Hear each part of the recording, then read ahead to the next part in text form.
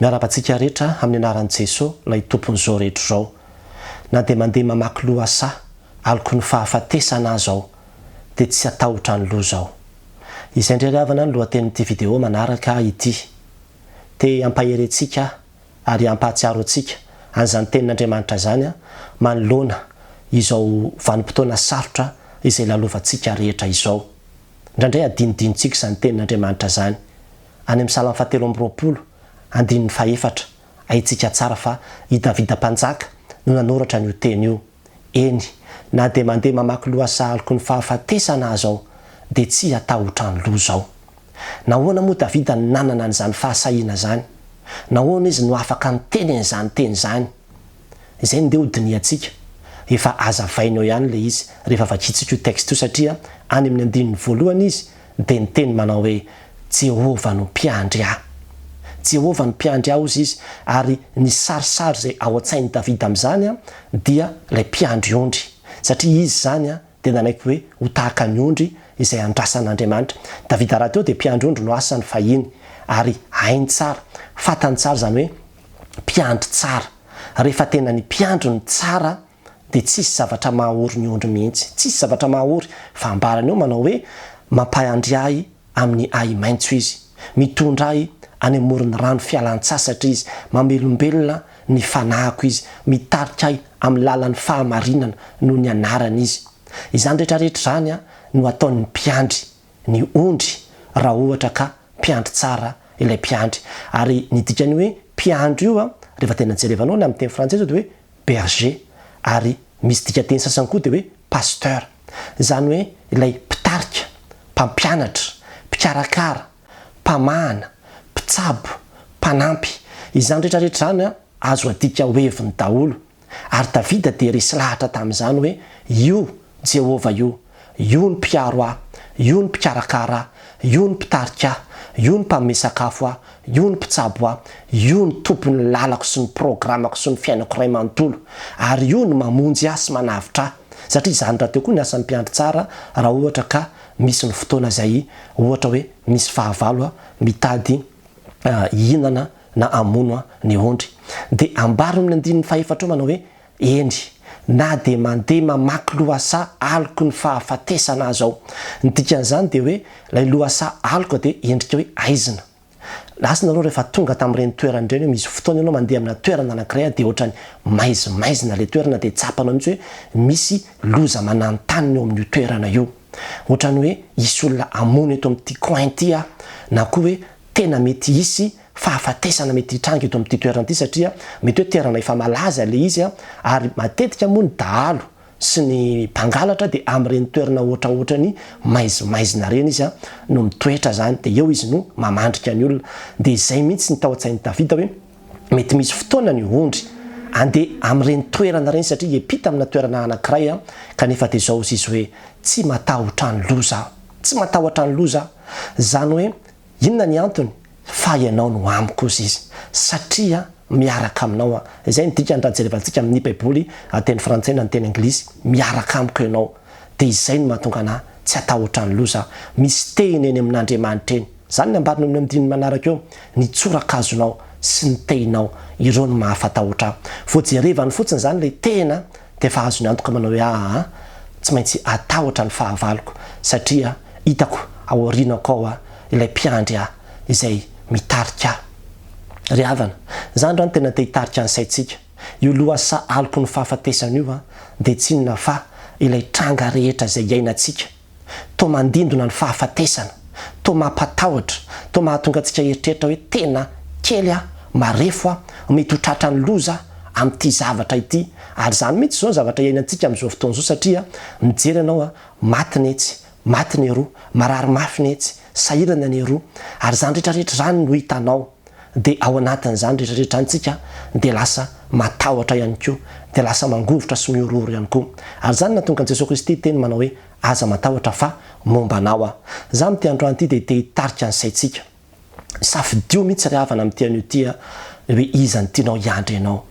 Fa raha ohatra ka ny vola sy ny harena na ny zavatra samihafa no heverinao fa ho mpiandry ianao ka mieritreritra anao hoe azo antoka ny fahasalamako satria miaro anazy sy miandry anazy ho zavatra rehetrarehetra zao dia tena miteny aminao fa tsy mpiandry tsara zany.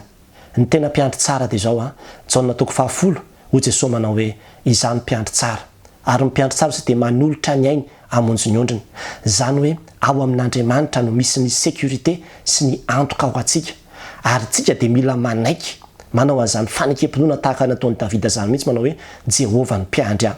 Ny tena dikan'io dia tena hoe Jehova no tompoko, izy no mpamonjy ahy, satria izay mihitsy no ataon'ny ondry manaraka izay rehetrarehetra lazain'io mpiandry io izy ary mametraka n'io mpiandry io ho mpamonjy azy amin'ny zavatra rehetrarehetra izay mety hitranga. Ary izay no mahatonga azy mieritreritra hoe tsisy zavatra mahaotra intsony satria efa Andriamanitra no mpamonjy sy mpiaro ahy. Manana mpamonjy ianao, manana mpiaro ianao, manana Andriamanitra ianao dia io Andriamanitra izay vavahantsika io afaka miaro anao. Ary efa naniraka ny zanany izy dia Jesosy Kristy izay vonina raha teo koa hiandry ianao. Ary efa nanolotra ny eny teo ambony hazo fijaliana izy anehoany an'izany fitiavany ianao zany.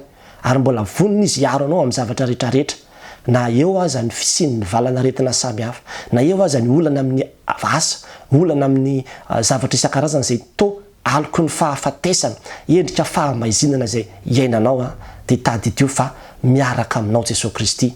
Eo anilanao izy, mahita n'io zavatra io izy, ary tsy matorina rendremana mpiaro antsika fa tena mahita ny zavatra rehetra izay atrehantsika izy. Ary izay fisian'Andriamanitra manakaiky ianao zay dia tokony anafaka ny tahotra izay ao anatintsika zay. Tokony anafaka ny tahotra izay ao anatintsika zay satria lehibe ny Andriamanitsika. Dia hoy izy ianao hoe dia ahoana ary zany raha ohatra ka tratra n'ilay aretina tokoa ary mety ho faty tokoa.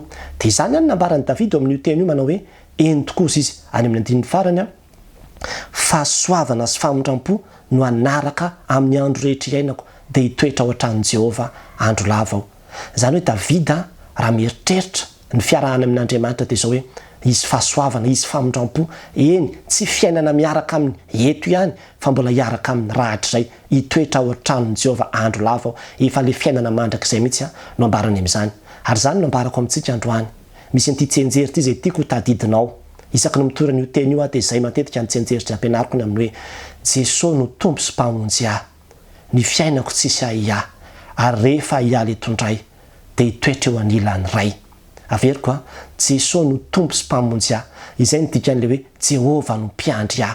Fanekenao zany androany ianao afaka manaiky an'izany hoe Jesosy ianao no tompoko, ianao no mpamonjy ahy, miaraha amiko, ataovy hitako ny tehinao, ataovy hitako ny fahalebiazanao mba hanafaka amin'izao tahotra samihafa izay mahazo azo ao. Dia nytoyany ny fiainako tsisy ahy. Izany no azo amaritana le teny rehetra izay nambaran'i Davida ny amin'ny hoe mampandry ahy amin'ny ahy maintso izy, tsisy mampahory ahy, mitondra ahy amin'ny rano fialan-tsasatra izy sy ny rehetrarehetra. Tsy misy ahy ny fiainanao raha ohatra ka Andriamanitra no mitoetra ao anatinao. Ary rehefa hialy etondray dia hitoetra eo anilany ray. Mety izy tokoa ny fotoana izay andaozantsika n'ity tany ity kanefa dia izao tsy hijanona treo akory ny fiainanao fa mbola isy ilay mandrakizay izay homanin'Andriamanitra ao antsika. Ary zany no mahatonga antsika manana fanantenana ka na dia eo aza ny fahoriana, na dia eo aza ny fahafatesana, mbola misy koa ny fiainana miandry antsika aorianany zany. Tia hampahery antsika ary avana amin'izany tenin'Andriamanitra zany satria indraindray dia tao adinodinontsika ireny tenin'Andriamanitra samihafa ireny rehefa tonga mitojona olana samihafa tsika. Fa Jesosy Kristy dia efa niteny manao hoe aza matahotra izy fa momba anao aho. Fantatra Andriamanitra ny zavatra rehetra, hitana ny zavatra rehetrarehetra fa izao fotsiny miankina aminy, ataovy tompo sy mpamonjy ny fiainanao izy dia ho hitanao ny voninahiny. Ary na ho avy tokoa aza ny fahafatesana dia mbola ho hitanao ny voninahiny, hitsenanao amin'ny fiadanana sy amin'ny fifaliana izy ary hitondranao amin'ilay tena fialan-tsasatra mandrakizay. Dia ho an'Andriamanitra rerany ny voninahitra mahery izy ary avana. Amen.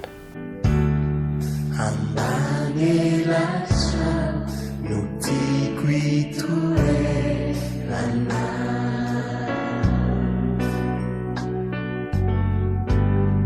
raha tojo tafiotra ny fiainako,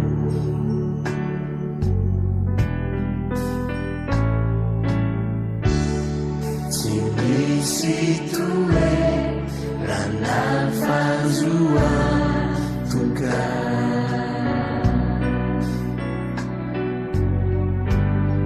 Fa eo Aminao no ireo, eo anilanao no tiako